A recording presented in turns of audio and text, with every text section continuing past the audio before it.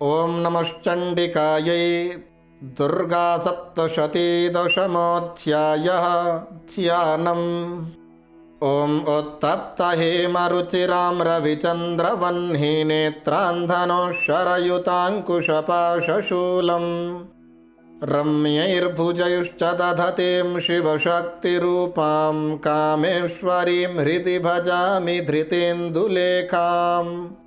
ॐ ऋषिरुवाच निशुम्भन्निहतं दृष्ट्वा भ्रातरं प्राणसंमितं हन्यमानं बलं चैव शुम्भः क्रुद्धो ब्रवीद्वचः बलावलेपाद्दुष्टे त्वं मा दुर्गे गर्वमावह अन्यसां बलमाश्रित्य युध्यसे याति मानिनी। देव्युवाच एकैवाहं जगत्यत्र द्वितीया का मम परा पश्यैतादुष्टमय्येव विशन्त्यो मद्विभूतयः। ततः समस्तास्ता देव्यो ब्रह्माणि प्रमुखालयम् तस्या देव्यास्तनौ जग्मुरेकैवासीत् तदान्विका। देव्युवाच अहं विभूत्या बहुभिरिह रूपैर्यदा स्थिता तत्संहृतं मयैकैव तिष्ठाम्याजौ स्थिरो भव। ऋषिरुवाच ततः प्रववृते युद्धं देव्या शुम्भस्य चोभयोः पश्यतां सर्वदेवानामसुराणां च दारुणम् शरवर्षैश्रितैः शस्त्रैस्तथास्त्रैश्चैव दारुणैः तयोर्युद्धमभूद्भूयः सर्वलोकभयङ्करम्। दिव्याण्यस्त्राणि शतशो मुमुचे यान्यथान्विका बभञ्जतानि दैत्येन्द्रस्तत्प्रतीघातकर्तृभिः मुक्तानि तेन चास्त्राणि दिव्यानि परमेश्वरि बभञ्जलीलयैवोग्रहुङ्कारोच्चारणादिभिः।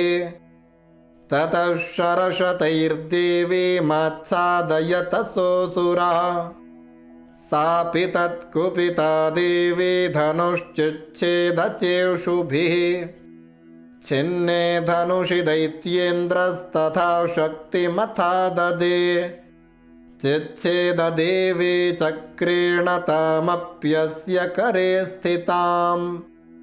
ततः खड्गमुपादाय शतचन्द्रं च भानुमत अभ्यधावत्तदा देवीं दैत्यानामधिपेश्वरः तस्यापतत एवाशु खड्गं चिच्छेदचण्डिका धनुर्मुक्तैश्रितैर्बाणैश्चर्मचार्ककरामलम् हताश्वः स तदा दैत्यश्चिन्नदन्वा विसारथे जग्राहमुद्गरं घोरमम्बिकानिधनोद्यतः चिच्छेदापततस्तस्य मुद्गरन्निशितैः शरैः तथापि सोऽभ्यधावत्तां मुष्टिमुद्यम्य वेगवान् समुष्टिं पातयामास हृदये दैत्यपुङ्गवः।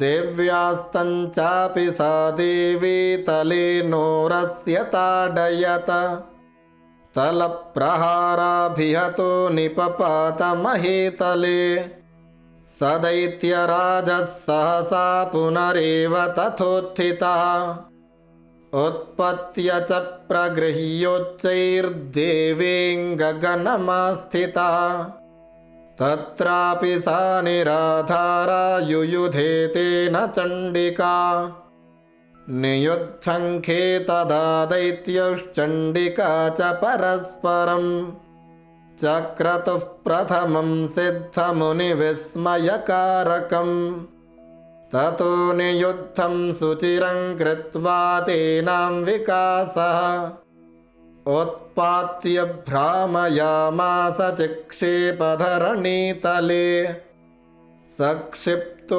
धरणीं प्राप्य मुष्टिमुद्यम्य वेगितः अभ्यधावत दुष्टात्मा चण्डिकानिधनेच्छया तमायान्तन्ततो देवी सर्वदैत्यजनेश्वरम् जगत्यां पातयामास भित्त्वा शूलेन वक्षसि सगतासुः पपातुर्व्यान् देवी शूलाग्रवीक्षतः चालयन् सकलां पृथ्वीं साब्धिद्वीपां सपर्वताम् ततः प्रसन्नमखिलं हते तस्मिन् दुरात्मनि जगत्स्वास्थ्यमतीवापनिर्मलं चाभवन्नभः उत्पातमेघाः शूल्काये प्रागासंस्तेषमं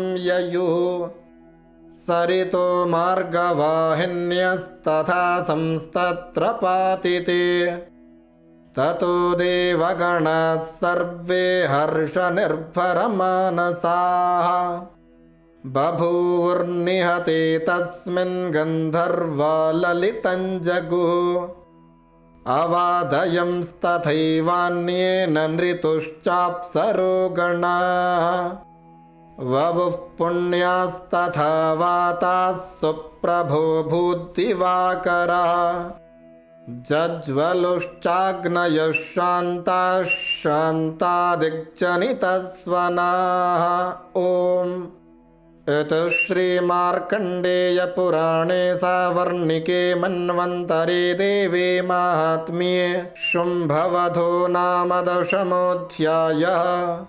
ॐ श्रीजगदम्बार्पणमस्तु।